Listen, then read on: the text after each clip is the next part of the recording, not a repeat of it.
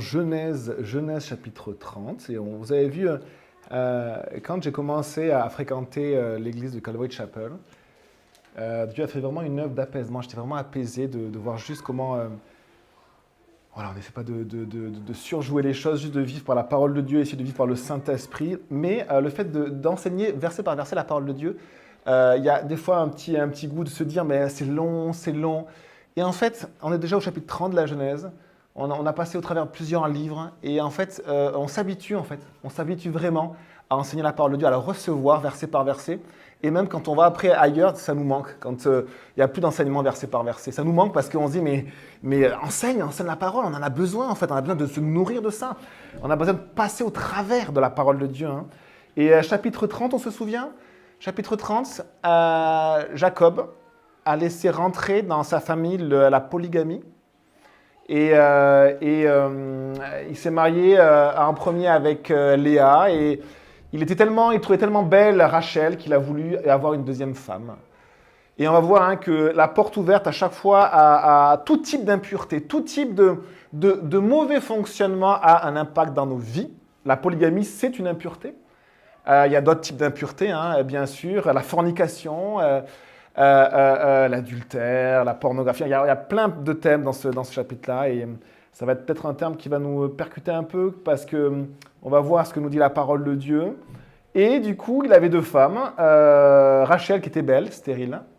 Et Léa qui était moins en vue, qui était sa première femme, normalement, qui aurait dû être sa femme. Et qui avait une recherche quand même de Dieu. Peut-être contrairement à Rachel. Rachel était belle, mais on va voir que c'est compliqué de savoir si Rachel était croyante. Et Léa va apprendre, en ayant des enfants, à s'attendre à Dieu. À finalement, comme arrêter de se centrer sur son mari, mais dans un couple, c'est bon d'être bien sûr une équipe ensemble, mais d'arrêter de se centrer sur son mari, mais d'apprendre à se centrer sur Dieu et son quatrième enfant. Elle appelle Judas, qui veut dire louange à Dieu. Elle apprend vraiment à s'attendre à Dieu, à donner la louange à Dieu. Et on va voir à la suite de cette famille, la famille de Jacob. Chapitre 30, lorsque Rachel vit qu'elle ne donnait pas d'enfant à Jacob, elle fut jalouse de sa sœur et dit à Jacob, « Donne-moi des enfants ou je meurs. » On voit que ici il y a une frustration. Une frustration de Rachel, pourquoi? Parce que Rachel n'a pas ce qu'elle veut. Et vous savez, nos enfants aussi, ils ont des frustrations parce qu'ils n'ont pas ce qu'ils veulent. Et l'éducation que nous voulons leur donner, c'est de ne pas leur donner ce qu'ils veulent, mais de leur donner ce dont ils ont besoin. Et parfois, Dieu ne nous donne pas ce que nous voulons. Il ne nous donne pas vraiment, selon l'attente de nos désirs, de nos cœurs. Il nous donne selon ce qu'on a besoin. Pourquoi? Parce que c'est un bon et tendre Père. Et qu'un Père ne donne pas ce que nous voulons, mais ce dont nous avons besoin. Et la frustration, elle est nécessaire pour grandir. Ne pas avoir ce que l'on désire est nécessaire pour grandir. Un enfant qui aura toujours eu ce qu'il a voulu, il sera centré sur lui-même, il aura un caractère épouvantable et il sera difficile à gérer, il n'apprendra pas à partager, ça sera centré sur lui, moi, moi, moi. Un enfant qui aura appris à ne pas avoir ce qu'il désire, c'est un enfant qui aura grandi. Qui ne sera pas parfait, mais qui aura grandi. Le monde d'aujourd'hui ne nous aide pas à grandir. C'est un monde qui nous propose d'avoir tout ce que notre cœur désire. Tu as une envie quelconque, que ce soit dans la sexualité, dans le relationnel, dans le confort, dans les loisirs. Le monde te dit, vas-y. Surtout, n'aie pas de frustration. On a même enlevé la punition, dans la loi, la punition face à nos propres enfants. On n'a plus le droit, si on a toujours le droit, jusqu'à la fin des temps, on aura le droit de mettre des fessées à ses enfants, mais la loi entre guillemets, nous dit, c'est pas bien de mettre une fessée à ses enfants. C'est juste un monde de folie, c'est la folie. Mais c'est un monde où on enlève la frustration. Et c'est un monde, du coup, qui crée des éternels adolescents, des gens qui sont centrés sur eux-mêmes et qui ne grandissent pas. Ce sont des enfants, une génération d'enfants, même à 40 ans, c'est une génération d'enfants. Est-ce que vous savez qui sont les plus grands gamers, ceux qui passent leur vie et leur nuit sur Internet pour jouer à des jeux? C'est des gens de 30 ans à 40 ans. Même à l'encontre de leur propre vie de famille. Et c'est quoi? C'est une vie d'adolescent. Eh bien, regardez Rachel, elle est frustrée. Et n'oubliez pas que Rachel était belle. Et quand on est beau, quand on se croit beau, ça se trouve, Rachel n'était pas si belle que ça, mais c'est sûr qu'elle se croyait belle. Et quand on se croit beau, eh bien, on est centré sur soi. On est centré sur soi. Que ce soit les gars ou les filles. Les gars, des fois, ils se sentent beaux. Je suis musclé, je me regarde dans la glace, je suis beau. Mais les filles, c'est pareil. On se sent beau, on se croit beau, ben on est centré sur nous-mêmes. On pense qu'on a comme un certain niveau, vous savez. On pense que, ouf, voilà, moi, quand même, hein, j'ai un certain niveau quand même. On est centré sur nous-mêmes. Et Rachel était centrée sur elle-même. Et donc, elle ne supporte pas la frustration. Elle n'a pas d'enfants et l'envie d'avoir des enfants est au centre de sa vie. Ce n'est pas Dieu, ce n'est pas sa famille, c'est son envie, avoir des enfants. Et au centre de sa vie. Et regardez ce qu'elle dit. Hein. Le désir nous ronge parfois. À tel point qu'elle dit « Donne-moi des enfants ou je meurs ». Le désir la ronge jusqu'à la mort. C'est ce que nous dit Jacques. C'est le désir nous amène, la convoitise, hein, le désir, vouloir, nous amène à pécher. Et le péché produit la mort. C'est ce qu'on le voit ici. Le désir va produire le péché et le péché va produire la mort. Donne-moi ce que j'ai envie ou je meurs. Ou je meurs. Et on voit que Léa avait besoin de grandir. Et donc, elle va être frustrée parce que son mari ne l'aimait pas. C'est dur, mais comme ça, de cette manière-là, elle va grandir. Rachel avait besoin de grandir.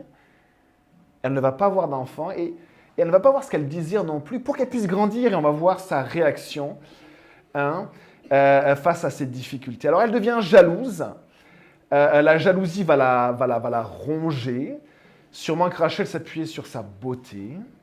Elle était stérile, mais ce n'était pas un hasard. Ce n'était pas un hasard, c'était un moyen que Dieu avait utilisé pour qu'elle puisse grandir. Et parfois, on n'a pas ce que l'on veut. Est-ce qu'on accepte de ne pas avoir ce que l'on désire? Et est-ce qu'on réalise que, en fait, le Seigneur nous a mis avec ceci pour grandir? Et souvent, en fait, on n'accepte pas notre situation. Et parce qu'on n'accepte pas notre situation, eh bien, on ne grandit pas. Comme le peuple d'Israël, qui était dans le désir, qui n'avait pas ce qu'il voulait, il n'avait pas les pâturages, il n'avait pas les productions du sol, il n'avait pas tout ça pour grandir.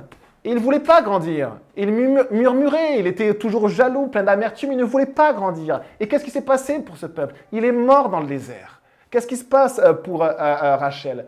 Elle est jalouse, elle ne veut pas grandir jusqu'à en mourir. Donne-moi ce que je veux, sinon je meurs. Vous avez vu le cœur humain, ça c'est la chair. C'est une nature complètement différente de l'Esprit de Dieu. Et la parole de Dieu nous dit d'apprendre à vivre selon l'Esprit de Dieu et pas selon notre chair, notre désir. Et Rachel, ici, eh bien, elle est submergée par ses propres désirs. Elle n'est plus capable d'apprécier ce que Dieu lui a donné, ce que Dieu lui donne. Dieu lui a donné un mari, une famille, mais elle est rongée par son désir. Elle est rongée. Et on va voir, verset 2, la colère de Jacob s'enflamma contre Rachel et il dit « Suis-je à la place de Dieu qui t'empêche d'avoir des enfants ?» De quoi parles-tu? Est-ce que c'est moi le responsable? Est-ce que tu réalises? Est-ce que tu peux juste réaliser que ta situation, c'est Dieu qui l'a permise? Est-ce que tu veux juste l'accepter devant Dieu pour grandir? Elle dit « Voici ma servante Bila. Et des relations avec elle. » Ça veut dire couche avec elle. Qu'elle mette un enfant au monde sur mes genoux et que par elle, j'ai aussi des fils. Dans ce chapitre-là, si vous ne connaissez pas la Bible, vous allez être surpris de la parole de ces femmes, ou même de Jacob. Ça peut même nous surprendre et certains enseignent des mauvais enseignements comme quoi la polygamie serait permise par Dieu parce que Jacob était polygame. Comme quoi faire des entraves à la vie sexuelle pour de bons objectifs serait permis par Dieu parce que Jacob l'aurait fait. C'est absolument faux. C'est absolument faux et pour une raison très très simple, c'est qu'ici, Dieu ne nous dit pas que ce qui se passe c'est bien. Il nous dit juste ce qui se passe. C'est pas compliqué à comprendre. Il nous dit juste ce qui se passe. Et la Bible a cette vérité absolument étonnante, absolument bouleversante de nous dire ce qui se passe. Qu'on soit un homme de Dieu choisi par Dieu, qu'on soit des gens pervers comme les gens de Sodome, Dieu nous dit ce qui se passe. Et après, dans d'autres parties de la Bible, il nous donne les enseignements pour nous dire ce qui est bon et ce qui n'est pas bon. Mais là, on a juste ce qui se passe. Et ce n'est pas parce qu'une personne dit ça, c'est bon que c'est bon. Ce n'est pas parce qu'une personne se croit belle qu'elle est belle. C'est juste les paroles des hommes, c'est juste les opinions. On va voir qu'on a tellement d'opinions. Et les croyants, nous-mêmes, moi-même, on n'est pas en dehors de cela. On n'est pas en dehors de notre société, de nos cœurs charnels. On a tellement d'opinions sur tellement de choses. On regarde ce que la parole nous dit. Alors, ici, eh bien, voici une mauvaise pratique, une pratique de péché, une pratique d'impureté dans le mariage. Il y a d'autres pratiques d'impureté. Les fantasmes, on va le voir par la suite, les fantasmes, c'est une pratique aussi d'impureté, c'est-à-dire le plaisir à outrance, tester toutes sortes d'expériences sexuelles. La pornographie, hein, ma femme ne me donne pas ce que je désire, alors moi je vais aller vers la pornographie parce que j'ai besoin sexuel. Hein, on argumente toujours, hein, tout, hein, on argumente, et là on va voir que les deux femmes de Jacob argumentent à chaque fois leur choix. Elles vont même mettre le nom de Dieu dans leur choix. Elles vont même me dire « Oh, Dieu soit loué, j'ai eu un enfant », alors que c'est une pratique de péché. Hein. On peut même mélanger des pratiques sexuelles, la pornographie, il y a plein de choses, on ne va pas rentrer dans les détails. Voici ce qu'on lit dans Hébreux 13, verset 4, que le mariage soit honoré de tous. Et écoutez ça, que le lit conjugal soit exempt de souillure, car Dieu jugera les impudiques ou fornicateurs et les adultères. Le lit conjugal, ce n'est pas que l'adultère, hein, ou la fornication. C'est même dans le cadre du mariage, même dans les pratiques sexuelles du mariage, eh bien, on peut être dans le pornos. L'impudique, c'est le mot pornos. Le mot pornos, c'est la sexualité est bonne. Vraiment, la sexualité est vraiment bonne dans le mariage. Et le pornos, ça va être vraiment se vendre au plaisir. C'est plus la relation sexuelle d'un homme et d'une femme qui s'unissent devant Dieu, qui s'unissent même sexuellement devant Dieu. C'est plus ça, on part sur autre chose, c'est vraiment cette notion aussi de fantasme, cette notion aussi de fornication, c'est-à-dire de relation sexuelle hors mariage. C'est tout ça. Que Dieu purifie nos mariages. Et même plus loin, parce que, désolé, hein, mais il y a beaucoup de gens qui ne sont pas mariés ici, que Dieu purifie le mariage. Que Dieu purifie le mariage. En France, on est loin de ce que Dieu nous dit. On est vraiment loin, on a besoin de réapprendre la culture chrétienne. La culture, c'est-à-dire les valeurs de la parole de Dieu. Juste la parole de Dieu. Sur le mariage, sur l'éducation, sur l'Église. Dieu devait vivre l'Église en France. Mais on est tellement loin, tellement d'opinions, tellement un cœur... La culture ne nous aide pas, hein, mais notre cœur ne nous aide pas non plus. C'est-à-dire que on peut toujours dire que la faute, c'est mon voisin, mais Noé vivait dans une génération qui était pire que la nôtre. Et la parole de Dieu nous dit qu'il était juste selon sa génération. Donc voilà, que le Seigneur puisse purifier nos mariages. L'homme va toujours déformer ce que Dieu a créé. La culture, elle va aux antipodes de ce que la Bible dit, c'est-à-dire vraiment aux antipodes. Elle nous présente des choses qui sont absolument contraires à la Bible, et il faut juste réaliser une chose qui n'est pas forcément différente d'autres générations. En fait, souvent on dit c'est parce que c'est cette génération. Je ne pense pas que vivre à Sodome et Gomorrhe, c'était chouette à l'époque. Quand on violait tout le monde, tous ceux qui venaient dans la ville. C'était pas si bien que ça. Je pense pas que vivre dans la Deuxième Guerre mondiale en étant gazé si on était juif, c'était mieux que maintenant. Il y a eu des générations terribles. Hein. Vraiment terribles. Je pense pas que ça soit... Il y a bref. Et il y a plein de moments dans la Bible où on voit qu'on peut se plaindre, mais en fait, la parole de Dieu est la même. Jésus est le même, hier, aujourd'hui, éternellement. Et on peut vraiment vivre. On peut vraiment vivre. En mettant les valeurs bibliques au centre de nos familles, de nos vies. On peut vraiment. Mais est-ce qu'on le veut? Est-ce qu'on le veut? C'est vraiment ça, est-ce qu'on le veut? Mais on peut vraiment le faire. Et il y a un espoir. Les amis, quand je suis revenu du Canada, c'était vraiment marrant parce que j'ai dit aux gens, je suis béni. Je suis béni là-bas. Alors, il y a un pasteur qui m'a dit, alors, on a une église. Quand j'étais pasteur de l'église, il y avait 100 personnes et puis maintenant, on est 5000. Oui, c'est beaucoup de travail. Super humble, c'est un gars vraiment un papa. Juste qui déverse son amour pour les autres. Pas du tout un pasteur. Ouais. Non, vraiment, juste quelqu'un de très simple. Mais moi, je disais, moi, je suis béni, en fait, en France. Je suis béni avec ma famille, je suis béni avec mon église, je vous assure, je me sens béni. Et c'est le cas. C'est le cas. Je ne suis pas dévoré par la jalousie ou par « Ah, on veut plus ». Non, merci Seigneur. Mais on peut désirer juste de mettre les valeurs bibliques au centre. Et il y a un espoir extraordinaire pour la France, extraordinaire pour notre ville, pour notre église, si on fait cela. Extraordinaire. Vous ne savez même pas ce que Dieu veut faire au travers de ça. C'est juste incroyable, mais ça ne dépend pas de moi, hein, ça dépend de nous, de l'action du Saint-Esprit. Est-ce qu'on laisse Dieu faire ce que... Est-ce qu'on laisse la place aux bonnes choses, ce qui est central, hein, la parole de Dieu, ou pas? Alors là, on parle de péché sexuel, et on va voir que ça va traverser tout ce texte-là. Et vous savez, Jacob, à la fin de sa vie, va dire « Ma vie n'est pas bonne. Ma vie n'a pas été bonne. » Pourquoi?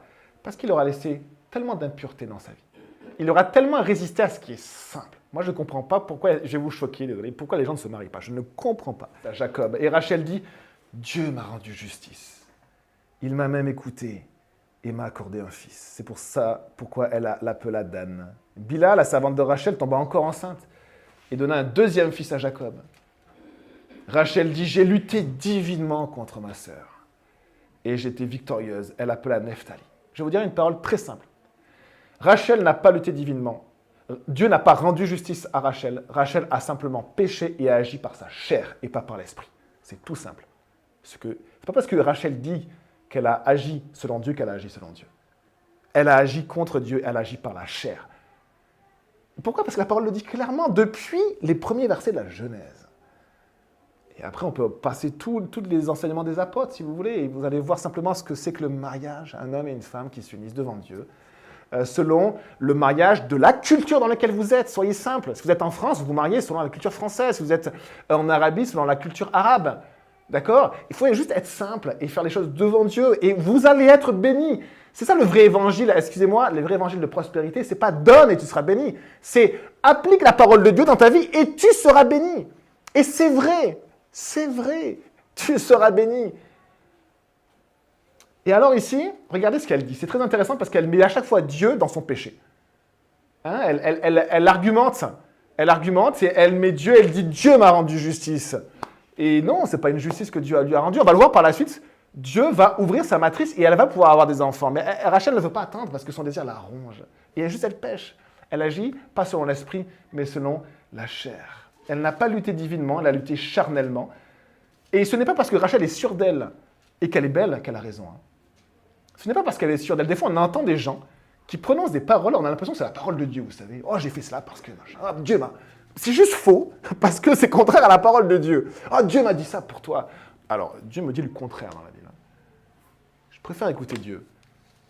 Et c'est assez étonnant parce que on voit vraiment qu'on laisse l'impureté rentrer dans notre famille. Et regardez ça, le péché amène toujours la confusion.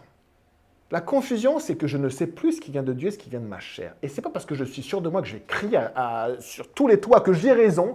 Je n'ai pas l'église, mais j'ai raison. J'ai croisé des gens extraordinaires qui expliquaient la vie à tout le monde, qui n'ont pas d'église et qui enseignent tout le monde. Et je me dis, mais tais-toi, va à l'église, applique la parole de Dieu, sois conforme à la parole de Dieu. T'as beau être sûr de toi, mais applique, sois conforme à la parole de Dieu. Elle lutte avec sa chair, elle met le nom de Dieu dedans. Et le pire, c'est qu'elle a dit, j'ai divinement combattu. Et si elle a divinement combattu, s'il y a vraiment un domaine, s'il y a vraiment quelque chose de spirituel dans ce qu'elle a fait, le pire, c'est que ça ne vient pas de Dieu. On va voir que Rachel, elle avait laissé rentrer des pratiques sexuelles impures dans sa vie de famille, dans sa vie de couple. Et elle a laissé aussi rentrer des pratiques spirituelles impures. On va voir par la suite que Léa va aussi laisser rentrer des relations impures dans sa famille. Et on va voir ici que si c'est spirituellement qu'elle a lutté, par la suite, on voit que Rachel avait un désir, elle affectionnait les téraphim, c'est-à-dire des statuettes qui sont des déesses de la fertilité. On le verra par la suite. Et des déesses de fertilité, c'est quoi? C'est des femmes, des déesses, qu'on a retrouvées d'ailleurs, téraphim, et qui, soi-disant, amènent la fertilité. Et dans cette famille, tout va être mis en œuvre pour avoir de la fertilité, pour avoir des enfants. Et il va y avoir une compétition entre les deux femmes de Jacob. On a un vrai contraste avec la vie de foi d'Abraham et de Sarah.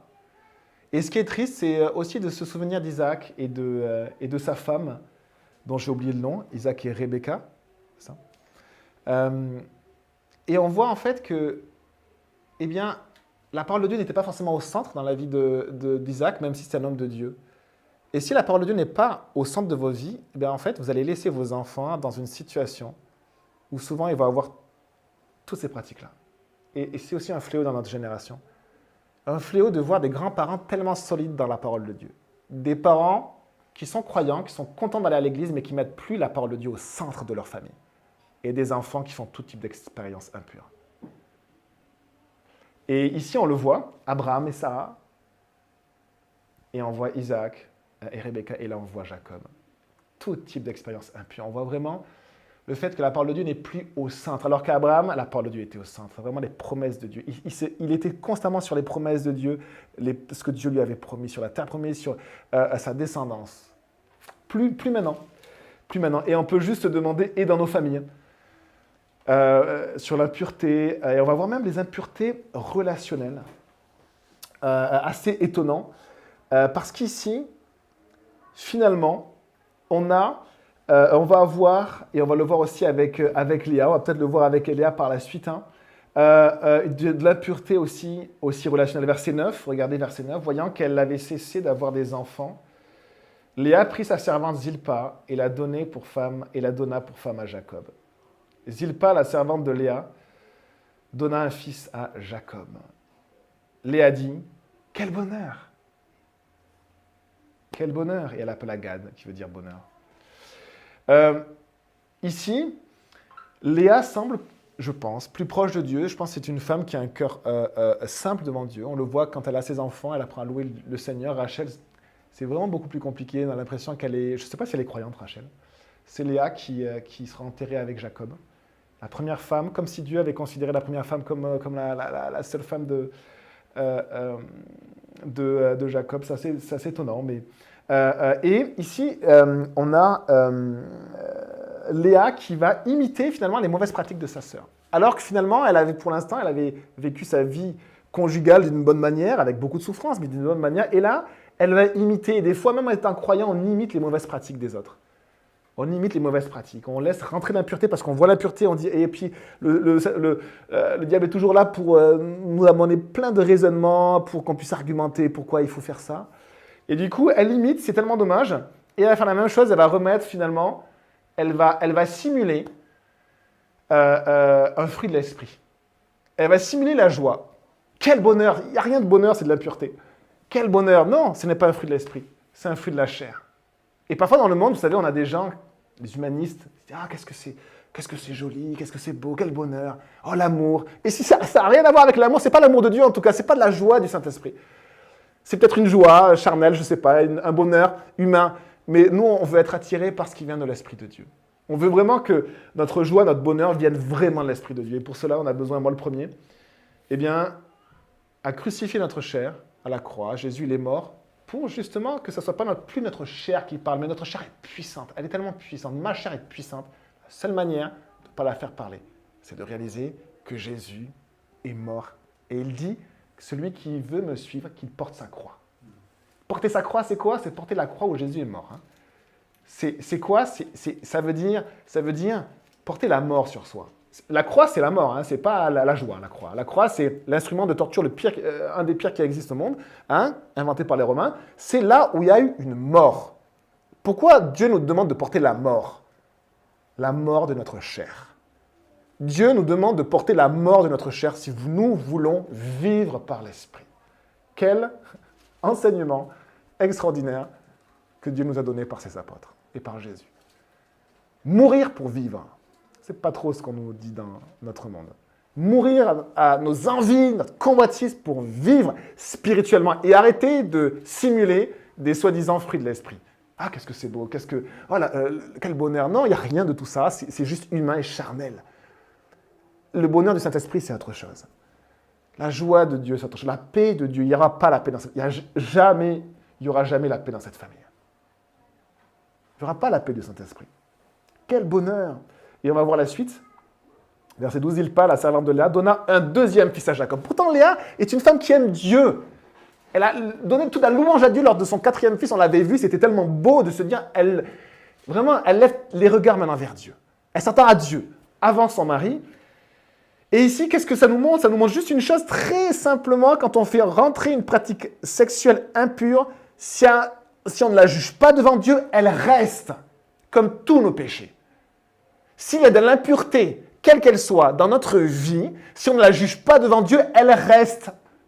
On a besoin de pleurer pour notre péché, de se repentir. On a besoin de dire pardon à Jésus, de réaliser que c'est sale, que c'est mauvais, que c'est contraire à la parole de Dieu. Et on a besoin juste de le mettre de côté de notre vie, de vouloir le mettre. Parfois, on est enchaîné. Parfois, c'est difficile. Ce n'est pas un jugement, c'est la parole de Dieu que je vous dis. On ne se juge pas les uns les autres, on est tous, tout le monde est le bienvenu. Jésus avait des prostituées à table avec lui. Mais il annonçait la parole de Dieu, et la parole de Dieu les transformait, parce que ces prostituées voulaient juste être conformes. Comment elles faisaient pour être libérées de la prostitution? Je ne pense pas qu'on imagine à quel point la prostitution déforme notre esprit, nos cœurs, nos corps. C'est juste terrible, et on a juste de la tristesse envers ces femmes ou ces hommes-là. C'est juste terrible. Comment Dieu peut le faire, la restauration. Commence par la repentance.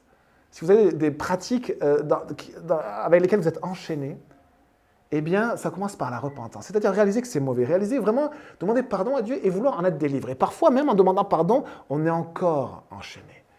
Et là, on a besoin de la parole de Dieu. On a besoin de l'Église. On a besoin de l'Église. On a besoin des prières. On a besoin de l'action du Saint-Esprit. Il y a des choses qui se font progressivement. Mais le Seigneur est puissant. Libérons-nous. Purifions-nous. Ce matin, on va prendre la Sainte Seine et on aura un moment où on va prier pour la repentance avant. Et on va chacun prier, soit dans son cœur, soit à haute voix. Vous ne serez pas obligé, bien sûr, de ne dites pas forcément vos péchés devant les autres. Si les péchés sont à dire à Dieu et pas aux autres, mais vous pourrez dire pardon à Dieu. Vous pourrez simplement ouvrir vos cœurs à Dieu. Hein, si nous confessons nos fautes, 1 Jean 1,9, il est fidèle et juste pour nous pardonner nos fautes et nous purifier de toute iniquité. Le mot, c'est purifier. On a tellement besoin d'être purifié. Et c'est le message que l'on peut donner autour de nous. Pour les incroyants, ils ont tellement besoin d'être purifiés. On est tellement sale, déformé, purifié par le sang de Christ, tout simplement. Léa dit, verset 13, « Que je suis heureuse. Oui, les femmes me diront heureuse. » Et elle appela Azer. On a l'impression que Léa essaie de se convaincre. Si elle était vraiment joyeuse, elle n'aurait pas appelé son deuxième fils encore avec un thème de la joie. Elle serait heureuse. Et si elle appelle encore une deuxième fois son fils avec encore un thème de la joie, c'est qu'elle n'est pas heureuse, qu'elle recherche la joie et qu'elle ne peut pas l'avoir parce qu'elle vit dans l'impureté. L'impureté, quelles que soient ses formes, l'impureté nous empêche de profiter et de vivre pleinement de l'Esprit. Ça bloque le Saint-Esprit. Et ici, elle dit que je suis heureuse, et puis elle essaie de se convaincre, oui, les femmes me diront heureuse. Non, les femmes ne vont pas. Elle avait déjà 4 enfants, elle était déjà heureuse. Elle était déjà heureuse. Et elle appela Azer. Donc son premier fils veut dire bonheur, son deuxième fils veut dire heureux. Elle recherche la joie, mais elle ne la trouve pas. Rachel recherche l'action de Dieu dans sa vie, mais elle ne la trouve pas non plus. Elle met à chaque fois Dieu dans le nom de ses enfants. L'impureté n'amène pas la paix, n'amène pas la joie. Et je vais vous dire une chose très étonnante, l'impureté n'assouvit pas vos besoins.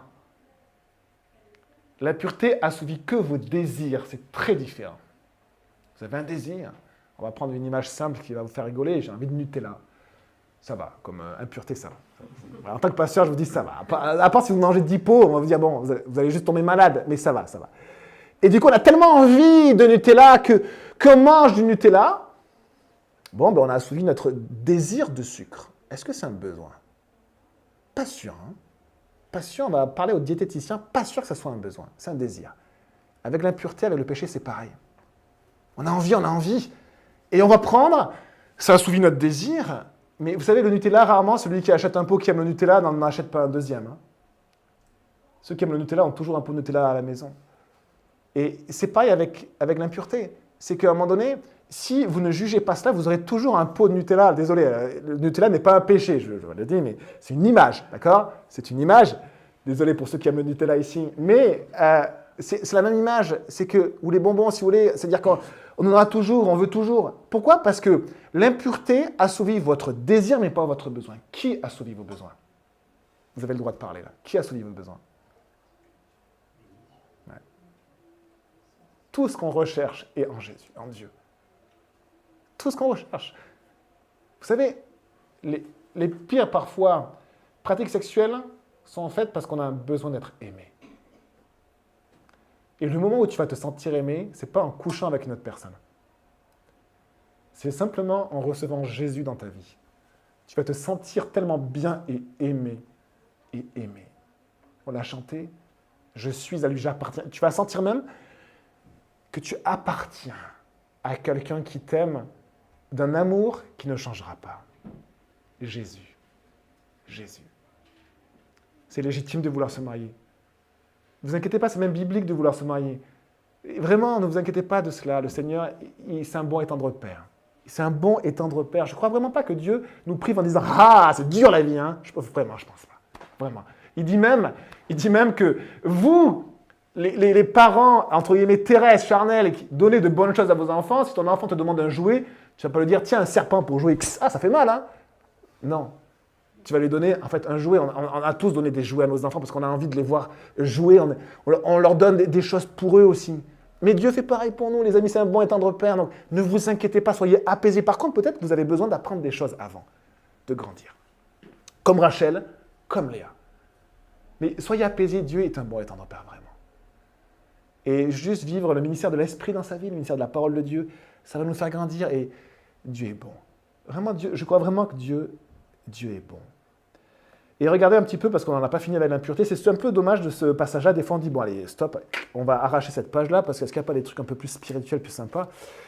C'était bien avec Abraham, je te donnerai une descendance, waouh, c'est trop bien. Et là, c'est impureté. Non, mais stop. Et c'est la parole de Dieu. Regardez la suite. Verset 14. Ruben, le premier fils de Léa.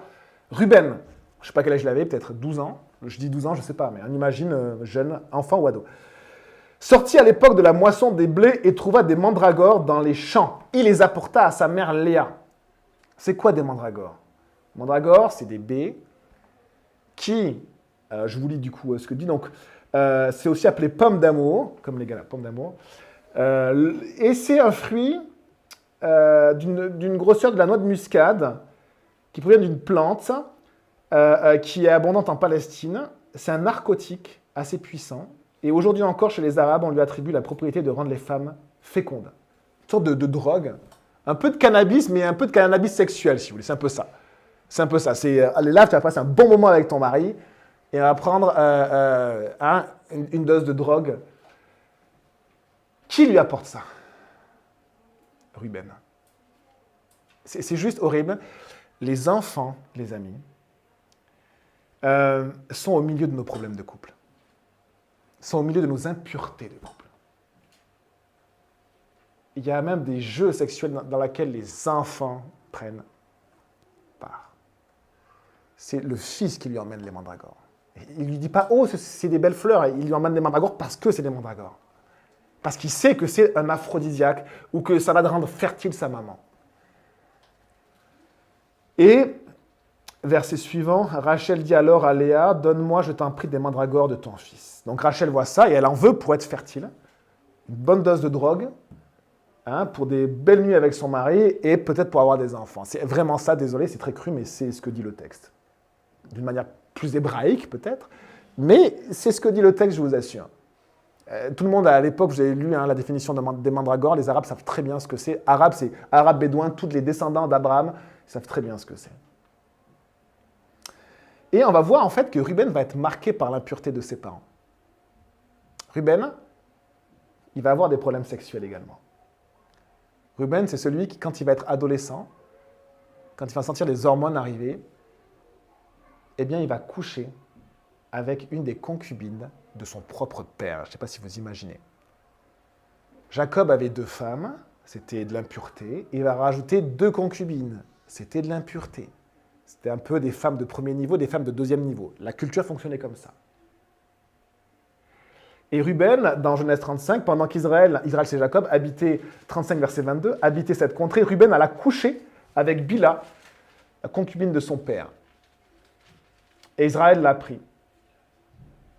Et les fils de Jacob étaient au nombre de 12.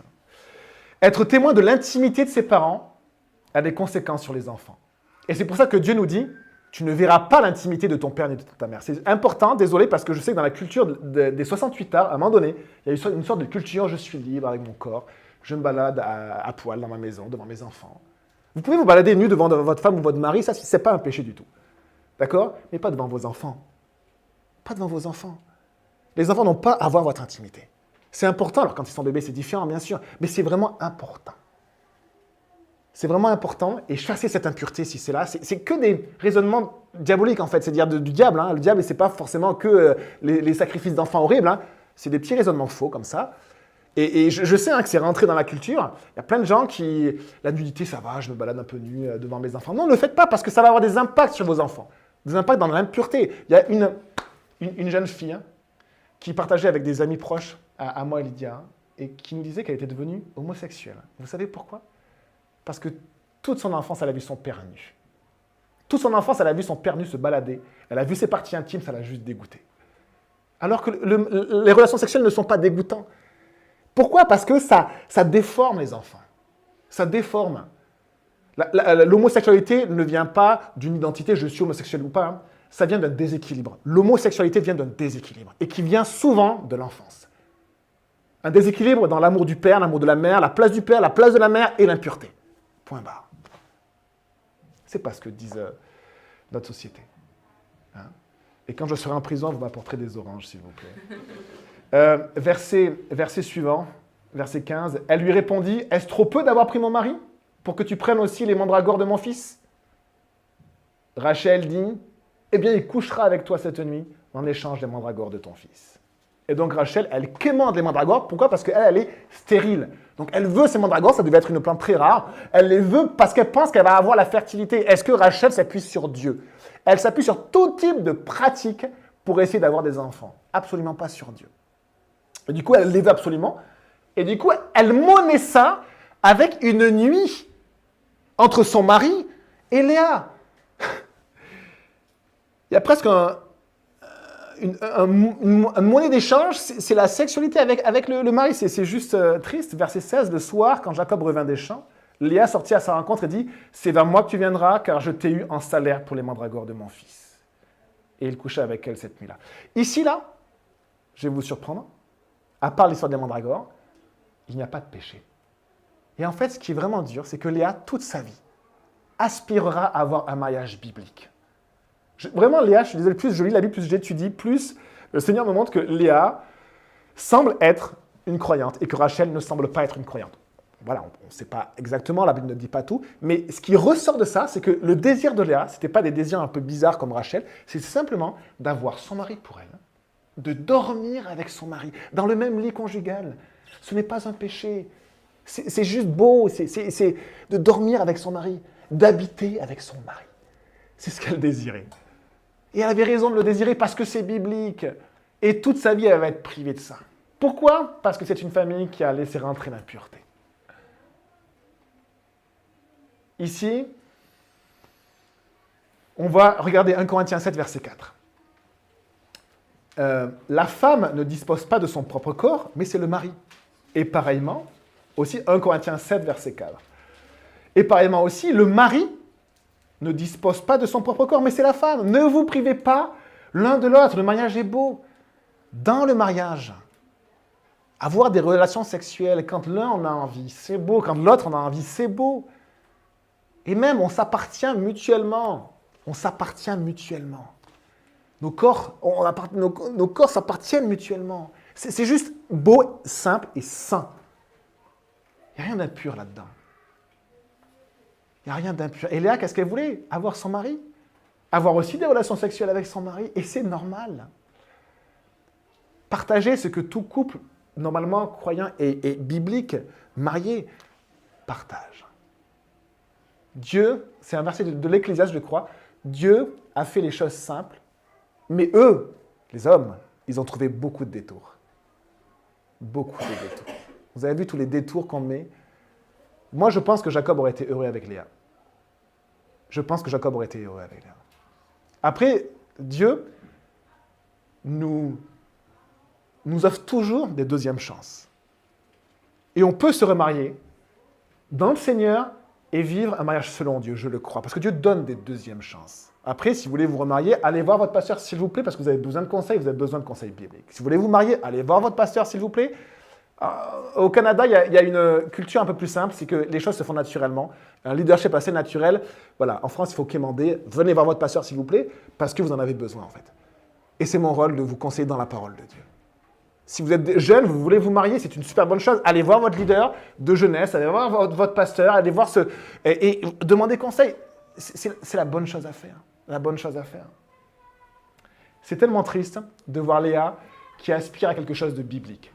Mais vous pouvez, je crois vraiment, vivre quelque chose de biblique. Je crois vraiment en mettant l'impureté de côté dans votre vie. Il y a un enfant qui est mort. Aïe, aïe, aïe. On remercie pour les enfants. Verset 17, Dieu exauça Léa. Elle tomba enceinte et donna un 5e fils à Jacob. Dieu voit le cœur de Léa. Et vous savez, il y a cette parole qui dit que si on est dans la volonté de Dieu, en fait, Dieu répond à nos prières. Il y a des versets extraordinaires. Si on est dans la volonté de Dieu, Dieu répond à nos prières. Même parfois, et là on se dit presque, est-ce qu'on n'est pas vraiment dans la volonté de Dieu? Ça va pas vraiment, mais on demande tellement quelque chose à Dieu instamment que Dieu, comme il est un bon tendre père, à un moment donné, il va dire, bon d'accord. C'est pas forcément une bonne chose. Apprenons à prier selon la volonté de Dieu. Quand on prie dans la volonté de Dieu, Dieu nous exauce. C'est vraiment beau. Et elle a un fils, elle a un enfant. Le problème, c'est que Léa, elle est marquée par l'impureté et elle est dans la confusion. Et regardez ce qu'elle dit, verset 18. Léa dit, Dieu m'a donné mon salaire parce que j'ai donné ma servante à mon mari. Faux. Il y a un youtubeur qui fait ça. Faux. Faux. C'est complètement faux. Non, Dieu t'a donné un enfant parce qu'il est bon et parce que tu désires être avec ton mari, c'est une bonne chose. Il voit ton cœur. Il a vu que ta prière était selon Dieu et il t'a donné un enfant, c'est tout. Mais pas parce que tu as fait rentrer l'impureté dans ta famille. Absolument faux. Non, c'est faux. Et elle appela Issachar. Je n'ai pas regardé ce que voulait dire Issachar. Vous pourrez regarder ça chez vous, Issachar, ce que ça veut dire. Tellement de raisonnements qui ne sont pas conformes avec la parole de Dieu. Verset 19, Léa tomba encore enceinte et donna un 6e fils à Jacob. Léa dit, Dieu m'a fait un beau cadeau. Cette fois-ci, mon mari habitera avec moi, car je lui ai donné 6 fils. Elle appela Zabulon. Le désir de Léa, c'est simplement d'être la femme de son mari. Toute sa vie. Et on peut juste se demander, poser la question, est-ce que vous avez envie de souffrir dans votre vie? Non, vous n'avez pas envie de souffrir, j'espère, vous n'avez pas envie de souffrir. Eh bien, en fait, il y a un chemin de bénédiction, c'est d'apprendre à se conformer à la parole de Dieu. D'apprendre à la connaître et à se conformer. Et à dire, ce que tu dis Dieu est plus grand que ce que disent les politiques, les philosophes, les scientifiques, les psychiatres, les professeurs, les médecins, les infirmiers, les maçons, si vous voulez. Ce que dit Dieu est plus grand. C'est ça. C'est la foi, c'est dire ce que tu as dit est plus grand que ce que disent les autres. Se conformer à la parole de Dieu. Et je vous assure, alors vous vivrez sûrement des épreuves parce que ça fait partie de la vie chrétienne. Mais en fait, je pense vraiment que si vous faites ceci, je pense vraiment qu'il y a un espoir extraordinaire pour qu'à la fin de votre vie, vous puissiez dire « j'ai été béni ». Quelle chose plus grande que... On n'a qu'une vie qui est très courte, on n'est pas si grand que ça, notre vie passe très vite, on ne se souviendra pas de nous dans un siècle. Mais vraiment, on est des poussières, on retournera à la poussière. Mais quelle chose magnifique de dire devant Dieu à la fin de sa vie, avant de mourir, « j'ai été béni ». J'ai aimé la vie que tu m'as donnée. Seigneur, merci. Je ne méritais rien, tu m'as donné, tu m'as béni. Que ton nom soit béni. Que ton nom soit béni. Verset 21. Ensuite, elle mit au monde une fille qu'elle appela Dina. Dieu se souvint de Rachel. Il l'exauça et lui permit d'avoir des enfants. Et vous avez vu, là, il n'y a pas marqué Dieu exauça Rachel. Mais Dieu se souvint de Rachel. Elle a vécu une longue période d'épreuve et on ne sait pas si elle a vraiment appris ce qu'elle devait apprendre pendant cette épreuve, mais Dieu met une fin. Il y a toujours une fin aux épreuves, les amis. Je dis ça, peut-être, je ne sais pas, parce que la génération dans le désert est morte dans le désert. Peut-être que si on est trop dur, on va rester dans l'épreuve, je ne sais pas. Je ne sais pas, mais il y a une fin. Normalement, la tempête ne dure pas. Si Jésus est dans la barque, vous vous souvenez des disciples, il y a la tempête, c'est vraiment dur, mais Jésus est dans la barque et à un moment donné, il y a une fin à la tempête. À un moment donné, il y a une fin à la tempête. Pourquoi? Parce que Jésus est dans la barque. Je ne sais pas si Jésus était dans la barque de Rachel. Hein. Si Dieu vraiment était dans sa barque, là, je ne sais pas. Je ne sais pas. Il l'exauça et lui permit d'avoir des enfants. Elle tomba enceinte et mit au monde un fils et elle dit « Dieu a enlevé ma honte ». Peut-être que là, elle reconnaît que c'est Dieu. Peut-être qu'elle avance avec Dieu. Et elle appela Joseph en disant que l'Éternel m'ajoute un autre fils. Je vais être béni encore plus. Et je pense peut-être que là, c'est une Rachel qui vient à Dieu, peut-être, qu'elle apprend à connaître Dieu enfin, peut-être, après cette épreuve. Peut-être qu'elle a vu que toute sa non-impureté ne servait à rien, je ne sais pas. Et là, elle va mettre au monde un fils, un peu comme le fils de Salomon, qui va être conçu dans le péché. Ce qu'on n'a pas dit, c'est qu'à chaque fois qu'il y a un fils qui naît, quelle que soit la manière, même si dans le péché, Dieu aime cet enfant, parce que c'est lui qui l'a créé. L'enfant n'est pas responsable de l'impureté des parents. On ne va pas en vouloir à nos enfants parce que nous, on a fait des bêtises. S'il vous plaît. L'enfant, s'il a été conçu dans l'adultère, c'est toujours une bénédiction, pas à cause de l'adultère, parce que Dieu l'a créé. Et il mérite l'amour dont il lui revient. C'est une créature de Dieu. À chaque fois, la naissance est quand même une bénédiction, mais la manière dont ça a été fait emmène une souffrance telle. Une souffrance telle. Et donc ici, hein, comme Salomon a été le fruit finalement d'une mauvaise union de son père David, hein, mais il va devenir le futur roi. Mais là, Joseph va devenir celui qui va bénir toute sa famille d'une manière extraordinaire. On voit ici la grâce de Dieu. Peut-être que ce que j'ai dit n'est pas vrai et que Rachel ici s'approche de Dieu, effectivement, peut-être.